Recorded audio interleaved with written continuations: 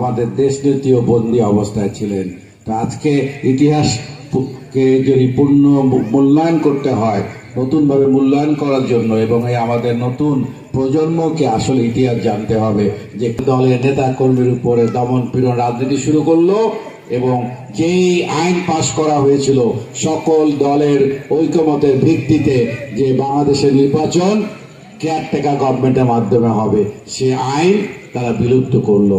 কারণ তারা বুঝে গিয়েছিল যে তারা ভোটের মাধ্যমে ইলেকশন তারা জয়লাভ করে ক্ষমতায় আসে নাই, তাদের যে কোনো সময় তাদের ক্ষমতা চলে যেতে পারে, সামনে নির্বাচন হলে তারা কখনো জয়লাভ করতে পারবে না। যার ফলে তারা সে আইন পরিবর্তন করলো যে না, কেয়ারটেকারের মাধ্যমে নির্বাচন আর হবে না।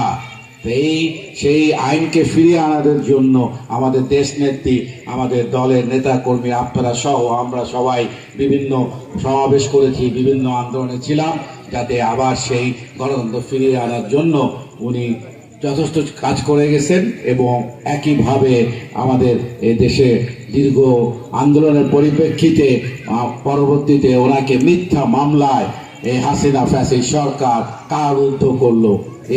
সেই ফ্যাসিস্ট আওয়ামী লীগ সরকার শুধু কারারুদ্ধই করে নাই, পরে আমরা জানতে পারলাম ওনাকে স্লো পয়জনিং করা হয়েছিল এবং উনি শেষের দিকে খুবই শারীরিকভাবে অসুস্থ হয়ে পড়েন। তা করেছে এই গুপ্ত বাহিনী এবং অন্য যারা ছাত্র নেতারা বিভিন্ন এনসিপি থেকে শুরু করে তারা বারবার নির্বাচন পিছিয়ে দিতে চেয়েছিল। আমি আপনাদের এই প্রিয় এলাকাবাসী, বিশেষ করে কাউখালীবাসী, আমার অন্তরে অন্তঃস্থল, আমার পরিবারের সবার কাছে খুব প্রিয় থানা। আমি কিন্তু বিগত 30 বছর ধরে যত সভা সমিতি করেছি এই আমাদের এই আসনে, সব সময় কিন্তু আমি কাউখালীর সংগঠনের কথা উদাহরণ দিতাম যে দেখেন ওরা কত সাংগঠনিকভাবে শক্তিশালী। কিন্তু পরিতাপের বিষয় নির্বাচনের রেজাল্ট সেটা আসে নাই। স্বাভাবিক, এটা অবশ্যই একটা প্রার্থীর জন্য যে প্রার্থী সবসময় উদাহরণ দিয়ে এসেছে এবং আমাদের আপনাদের প্রেসিডেন্ট সেক্রেটারি বলেছে মিনিমাম 15 থেকে 20,000 ভোটে আমরা জয়লাভ করব।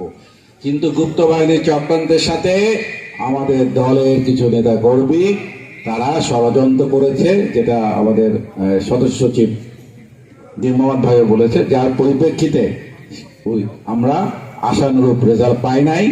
কিন্তু আমি আশা করব যা অতীতভাবে আপনারা ভুলে যাবেন, কিন্তু সংগঠন চলবে সাংগঠনিকভাবে এবং এই সংগঠন চালাতে গিয়ে আমরা জানি কারা গুপ্ত বাহিনীর সাথে হাত মিলেছিল, কারা সেই স্বতন্ত্র প্রার্থী সে বহিষ্কৃত নেতার সাথে এখনো যোগাযোগ রাখে অথবা তারা সেই সময় যোগাযোগ রক্ষা করেছে আমাদের এই প্রার্থীকে আমাকে হারানোর জন্য। অবশ্যই তারা দলে কাজ করেছে, সামনে কমিটি যেটা আছে পুনর্গঠিত হবে, যেটাই হোক আমাদের জেলা সিদ্ধান্ত নিবে, কিন্তু সেই নেতাগুলি প্রথম সারিতে স্থান পাবে না, পরিষ্কার কথা। তারা তৃতীয় সারি, এই কথা আমি শহীদ করিতে বলে আসছি এবং কালকে ইনশাল্লাহ বেঁচে থাকলে ভান্ডারে বলবো। কারণ সংগঠনের শৃঙ্খলা শৃঙ্খলা শৃঙ্খলা, আমাদের শহীদ রাষ্ট্রপতি বলতো শৃঙ্খলা একটা সংগঠনের মূল শক্তি।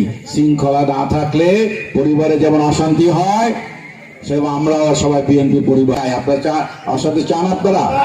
আমরা শান্তি চাই। আমরা সুসংগঠিত ভাবে আমাদের শহীদ রাষ্ট্রপতি দল, আমাদের প্রাণপ্রিয় নেত্রী বেগম খালেদা জিয়াকে আরো শক্তিশালী করতে চাই। কারণ সেই গুপ্ত বাহিনী এখনো ষড়যন্ত্র করে যাচ্ছে, এখনো এই হাসিনা কলকাতায় বসে সুন্দরভাবে মোদির আদর যত্ন থেকে ষড়যন্ত্র করছে। কোন ষড়যন্ত্র আমাদেরকে হার মানাতে পারবে না, কারণ আমরা যদি ঐক্যবদ্ধ থাকি শৃঙ্খলা ফিরিয়ে আনবো। আমরা ওয়াদা দিয়ে এসেছি তারেক রহমানের কাছে। আমাকে দ্বিতীয়বার পুরস্কার দিয়ে একটি কথাই বলেছে, যান তৃণমূল সংগঠিত করুন।